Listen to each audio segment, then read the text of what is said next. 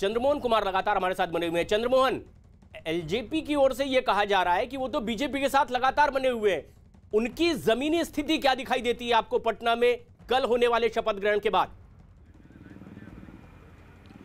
बिल्कुल, देखिए एलजेपी पूरी तरीके से चिराग पासवान चुनाव में घूमते रहे। नीतीश कुमार को यह बोलते थे कि जब हम सत्ता में आएंगे तो उनको जेल भेजेंगे, लेकिन शायद यह काम नहीं आया और उनके पार्टी का एक विधायक जीत कर आए हैं। ऐसे में समझा जा सकता है कि उनकी भूमिका ना के बराबर है। वो सत्ता में रहें या ना रहें उससे कोई फ़र्क भी नहीं पड़ता, उससे कोई एनडीए के सेहत पे अब तक फ़र्क नहीं दिख रहा है। जाहिर सी बात है, जब चुनाव प्रचार में बीजेपी के नेता जाते थे चुनाव मैदान में, तो उस समय भी मंच से साफ तौर पर यह कहा जा रहा था कि बिहार में सिर्फ 4 दलों के बीच एनडीए में गठबंधन है। ऐसे में समझा जा सकता है कि इनकी भूमिका बिहार में कुछ नहीं रहना है, और चाहे वो केंद्र की भले बात करते रहे हैं कि वो केंद्र में पहले बने हुए थे और आगे भी बने रहेंगे।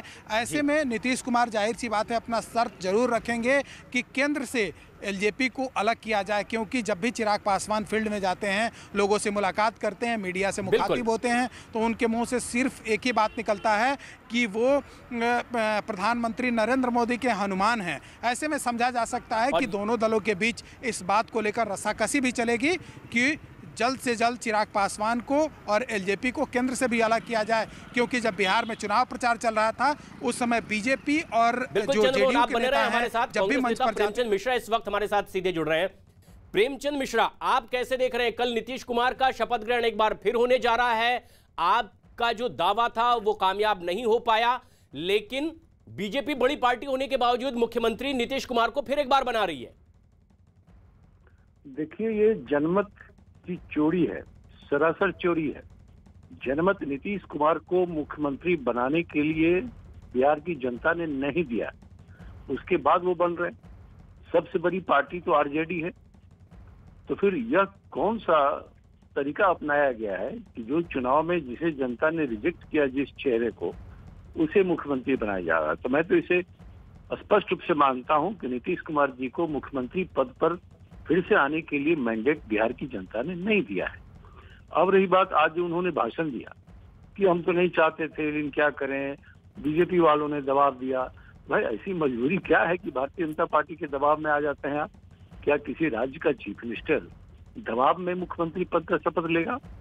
और जो बहुमत का आंकड़ा ये लोग जुटा रहे हैं, तो कहीं से भी यह बताने को पर्याप्त नहीं है कि इनके पास कोई कंफर्टेबल मेजोरिटी है। नहीं, उनके पास कंफर्टेबल मैंडेट नहीं है। प्रेमचंद मिश्रा जी, आप कह रहे हैं कि सबसे बड़ी पार्टी तो आरजेडी है और आप उनके साथ चुनाव लड़ रहे थे, उनको बहुमत नहीं मिला है, तो क्या आपने सरकार बनाने का दावा पेश करना है? क्या आपके पास ऐसी कोई तैयारी थी?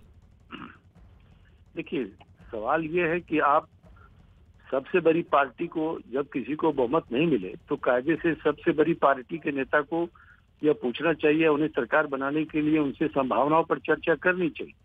तो क्या आपके पास वो फिगर तैयार भी थे मिश्रा जी?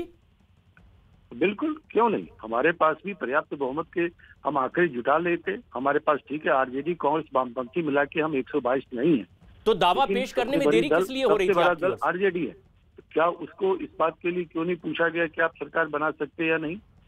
तो मैं समझता हूँ ये अलग विषय है। महत्वपूर्ण विषय है कि जो जिस पार्टी के नेता के पास 75 एमएलए थे, तो ये एक बड़ा बयान भी है। प्रेमचंद मिश्रा कांग्रेस नेता कह रहे हैं कि उनके पास भी वो फिगर था और वो भी सरकार बना सकते थे अगर उन्हें ऑफर किया जाता।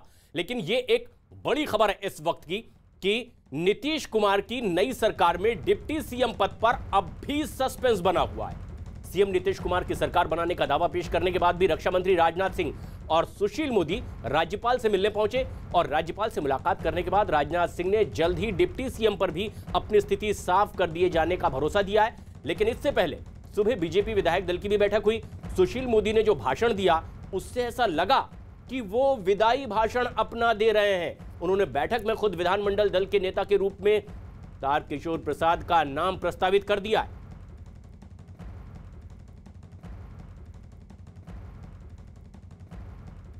एनडीए विधायक दल के नेता का निर्वाचन हुआ है और श्री नीतीश कुमार जी सर्वसम्मत एनडीए विधायक दल के नेता निर्वाचित। भारतीय जनता पार्टी के भी विधायक दल के नेता श्री ताराकिशोर जी निर्वाचित हुए और उपनेता के रूप में फैसला जब होगा तो आपको जानकारी इसकी मिल जाएगी। जो भी होगा आपको समय पर जानकारी दे दी। और ये बड़ी खबर भी है इस वक्त की।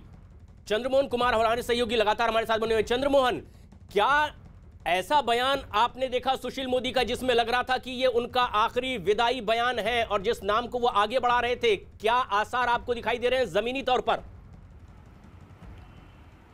बिल्कुल, देखिए, जब बैठक चल रही थी उस समय जो सुशील कुमार मोदी ने भाषण दिया उसमें साफ तौर पर उन्होंने कहा कि पार्टी ने मुझे बहुत कुछ दिया है, नेता विरोधी दल बनाया, पार्टी का नेता बनाया, अब तक उनका प्रतिनिधित्व करते रहे हैं। ऐसे में साफ तौर पर यह कहा जा सकता है कि सुशील मोदी का यह विदाई भाषण था।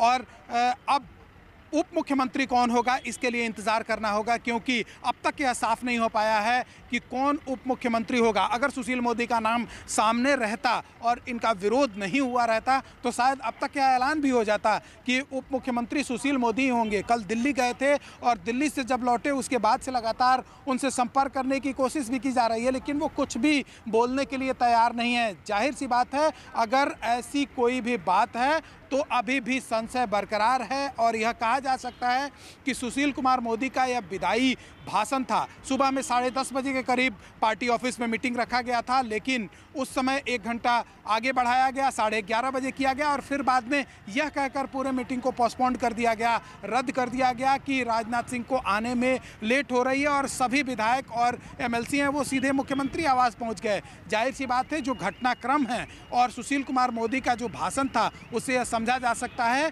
कि सुशील कुमार मोदी का शायद ही अब, लेकिन ये बड़ी खबर आप दे रहे हैं चंद्रमोहन, वहां सारे MLC पहुंचे थे और जहां एक नेता का नाम भी सुझा दिया गया, विधानमंडल दल के उस नेता का नाम किस तौर पर जिक्र में लाया गया?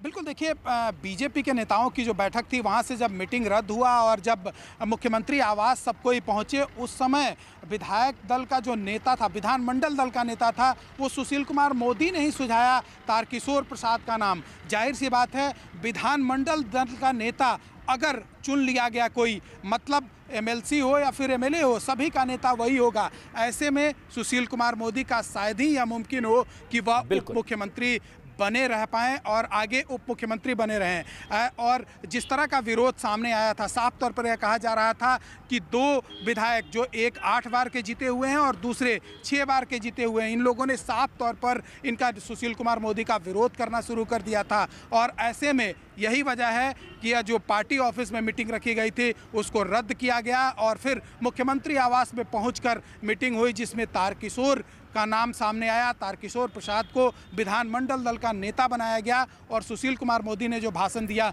वह एक तरह से स्पष्ट करता है कि अब शायद ही वह मुख्यमंत्री, उप मुख्यमंत्री। और ये बड़ी खबर भी आप दे रहे हैं चंद्रमोहन कि अब शायद ये उनका विदाई भाषण हो सकता था, क्योंकि उस बैठक में उन्होंने खुद विधानमंडल दल के नेता के रूप में तारकिशोर प्रसाद का नाम प्रस्तावित किया था। लेकिन ये इस वक्त की एक बड़ी खबर है कि कल नीतीश कुमार मुख्यमंत्री पद की शपथ लेने वाले हैं। शाम 4:30 बजे नीतीश कुमार अपने मंत्रियों के साथ ये शपथ लेंगे। आज सुबह ही NDA विधायक दल की यह बैठक हुई थी, नीतीश को नेता चुन लिया गया और इसके बाद वो राज्यपाल से मिलने पहुंचे, अपनी सरकार बनाने का दावा पेश किया। लेकिन शपथ ग्रहण से पहले ही नीतीश कुमार ने एक बड़ा बयान दिया और दावा किया कि वो मुख्यमंत्री नहीं बनना चाहते थे, लेकिन बीजेपी नेताओं के आग्रह और निर्देश के बाद उन्होंने CM बनने की बात फिर एक बार कबूल कर ली। और ये तेजी से आगे बढ़ता हुआ बिहार का सियासी घटनाक्रम इन 5 तस्वीरों से आप देख रहे हैं। लेकिन जब राजनाथ सिंह से पूछा गया कि क्या है तस्वीर कल के शपथ ग्रहण में मंत्रिमंडल की, क्या बयान था राजनाथ सिंह का, अपने दर्शकों को हम एक बार फिर सुनाते हैं। एक दल के नेता का निर्वाचन हुआ है और श्री नीतीश कुमार जी सर्वसम्मत NDA विधायक दल के नेता निर्वाचित, भारतीय जनता पार्टी के भी विधायक दल के नेता श्री ताराकिशोर जी निर्वाचित हुए और उपनेता के रूप में फैसला जब होगा तो आपको जानकारी इसकी मिल जाएगी। जो भी होगा आपको समय पर जानकारी दे दी।